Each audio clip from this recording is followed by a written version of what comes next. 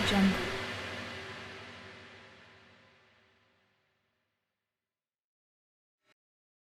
अस्सलाम वालेकुम प्यारे दोस्तों, जुल्फी नॉलेज लाइन में खुश आमदीद। सुल्तान सलाउद्दीन अय्यूबी रहमतुल्लाह अलैह एक लम्हे के लिए शाह यरूशलेम अमूरी का चेहरा फरते मुसर्रत से खिल उठा, मगर दूसरे ही लम्हे वो इंतहाई सख्त लहजे में काहन बदतरीक से मुखातिब हुआ। अगर तेरा ये दावा दुरुस्त साबित ना हुआ तो फिर मुकद्दस बादशाह को मेरी बात पर यकीन कर लेना चाहिए कि मैं यरूशलेम छोड़कर किसी जंगल में रूपोश हो जाऊंगा। काहन बदतरीक ने इंतहाई जज्बाती लहजे में कहा, अगर इस तरह भी मुकद्दस बादशाह की तसल्ली ना हो तो मेरा मुंह काला करके यरूशलेम से निकाल दें। काहन बदतरीक की बातें सुनकर शाह अमूरी का गुस्सा ठंडा हो गया और वो सुल्तान नूरुद्दीन जंगी की मौत का इंतजार करने लगा। सलाउद्दीन के बड़े भाई शमसुद्दौला तौरान शाह ने यमन पहुंचकर खिलाफत के नए दावेदार अब्दुल नबी खारजी से खूनरेज जंग की और इसे शिकस्त पास से दोचार किया। अब्दुल नबी खारजी शदीद नाकामी व नामुरादी की हालत में मैदान जंग से फरार हुआ, मगर शमसुद्दौला के नायब सैफुद्दौला ने दूर तक इसका ताक़ुब जारी रखा।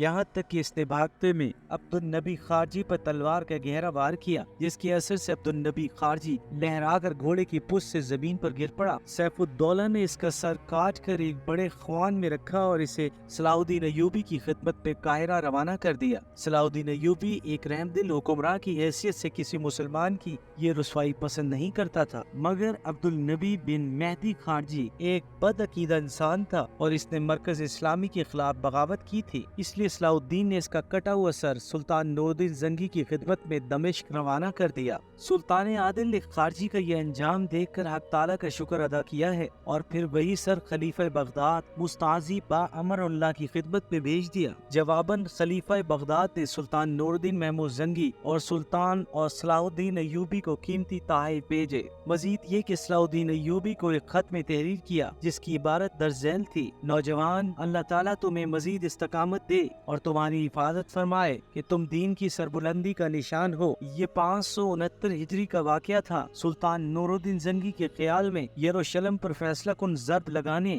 और बैतुल मुकद्दस को फतह करने का वक्त आ गया था। चुनांचे सुल्तान आदिल ने अपने ज़ेरे असर तमाम रियासतों के हाकिमों को बहुत राजदाराना तौर पर चंद खतूत लिखे, जिनका मफहूम कुछ इस तरह से था, इंसानी जिंदगी का कोई एतबार नहीं, इसलिए हर मुसलमान को चाहिए कि कुदरत की तरफ से इसे जो जिम्मेदारियां सौंपी गई हैं वो इन्हें जल्द अज जल्द पूरी करें। मुझे अपनी जिंदगी की आखिरी और सख्तरीन मुहिम दरपेश है, इसके लिए बहुत ज्यादा जंगी वसाइल दरकार होंगे। मैं जानना चाहता हूँ कि तुम अपनी रियासत के खजाने से किस हद तक मेरी माली मदद कर सकते हो। इन खतूत के साथ ही सुल्तान नूरुद्दीन महमूद जंगी ने अपने एक मोतमिद खास अमीर मौफिक को मिस्र रवाना किया ताकि वो सलाउद्दीन अय्यूबी से मिस्र की 5 साल आमदनी और खर्च का हिसाब तलब करे और मिस्र के वजीर आजम से पूछे कि वो बैतुल मुकद्दस की जंग में अपने खजाने से लश्कर इस्लाम की कितनी मदद कर सकता है। मिस्र पर हुकूमत करते हुए सलाउद्दीन अय्यूबी को 5 साल हो चुके थे। जैसे ही अमीर मौफिक बिन कैसरानी सुल्तान नूरुद्दीन महमूद जंगी का खत लेकर मिस्र पहुंचा, सलाउद्दीन अय्यूबी ने महकमे मालियात के तमाम कारिंदों को मिस्र की आमदनी और अखराजात का मुकम्मल हिसाब तैयार करने का हुक्म दे दिया। इधर सुल्तान नूरुद्दीन महमूद जंगी के मोतमदीन खास बैतुल मुकद्दस की जंगी मुहिम के लिए दिन रात इम्कानी वसाइल जमा करने में मसरूफ थे और इधर दमिश्क में ईद उल फितर के दूसरे दिन सुल्तान आदिल अपने उम्रों के साथ घोड़े पर सवार होकर मैदान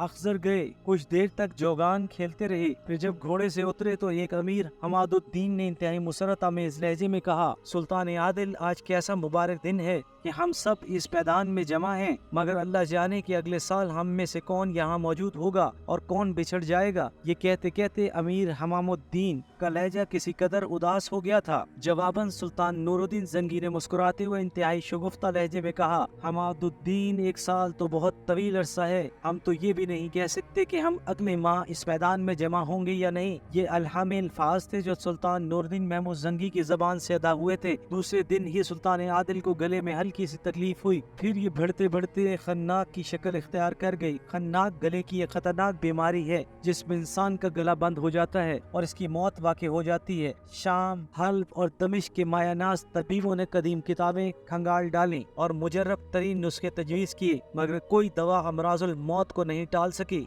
आखिर 21 शवाल 569 का अलमनाक दिन आ गया। सुल्तान नूरुद्दीन महमूद जंगी के गिर्द सारे उमरा जमा थे। सुल्तान आदिल की सांस रुक रुक कर आ रही थी और आंखें बेनूर होती जा रही थी। वाली दमिश्क के होंठ कांपे जैसे वो कुछ कह रहे हों। तमाम उमरा फौरन ही झुक गए और सुल्तान आदिल की बात सुनने की कोशिश करने लगे। अलविदा मेरे दोस्तों, अल फिराक मेरे साथियों।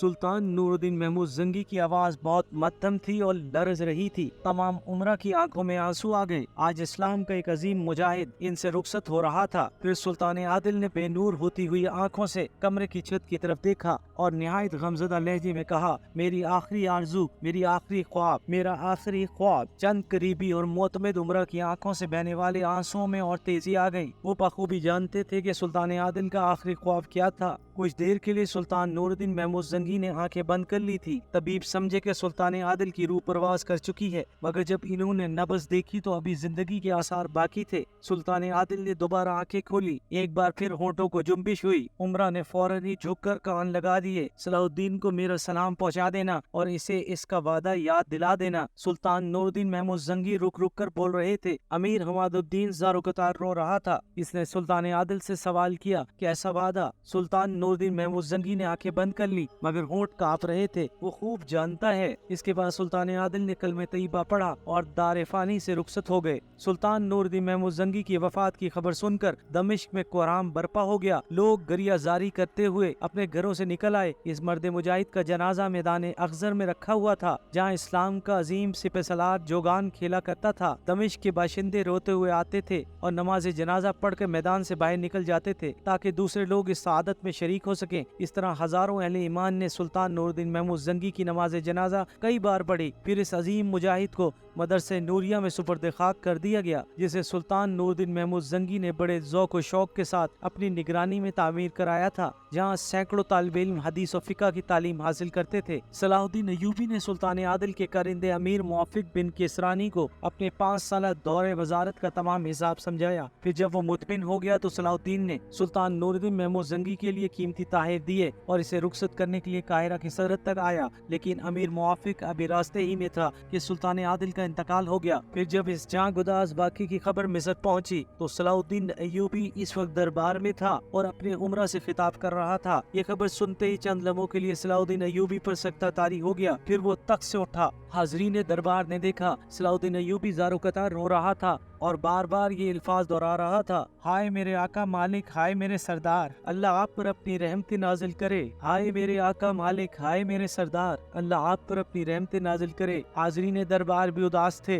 और बाज़ उमरा जो सुल्तान आदिल के मुकाम को समझते थे वो भी इस तरह रोने लगे जैसे इनका बाप इनसे बिछड़ गया हो। सुल्तान नूरुद्दीन जंगी ने सारी जिंदगी में सिर्फ एक शादी की। इनकी शरीक हयात का नाम रजिया खातून बिनते मोइनुद्दीन था। वो अपनी सीरत और किरदार के एतबार से एक बुलंद दर्जा खातून थी। घर का सारा काम काज अपने हाथ से करती थी। सुल्तान आदिल जो मामूली रकम इन्हें देते थे इसी से सारा खर्च चलाती थी। ना कोई मुलाजमत थी और ना कोई कनीज। अगर इनके शोहर एक दरवेश सिर्फ बादशाह थे तो रजिया खातून एक दरवेश सिर्फ मलका। सुल्तान नूरुद्दीन जंगी ने 58 साल की उम्र में वफात पाई और 28 साल इस्लामी मसवात के साथ हुकूमत की। इस तवील अरसे में सुल्तान आदिल के हरम में रजिया खातून के अलावा किसी लौंडी, कनीज या दूसरी औरत का गुजर नहीं हुआ। सुल्तान नूरुद्दीन जंगी की सिर्फ 2 औलादें थी। एक लड़की जिसका नाम शमसुन्निसा था और दूसरा लड़का मलिक साले इस्माइल जिसकी उम्र सिर्फ 11 साल थी। दमिश्क, शाम और दूसरी रियासतों के तमाम उमरा ने इत्तफाक़ राय के साथ मलिक साले को सुल्तान आदिल का जानिशीन करार देकर तख्त पर बिठा दिया। इनमें से कुछ उमरा सुल्तान नूरुद्दीन महमूद जंगी के खानदान से मुखलिस थे, लेकिन अमीरों की अक्सरियत साशी और ताला आजमा थी।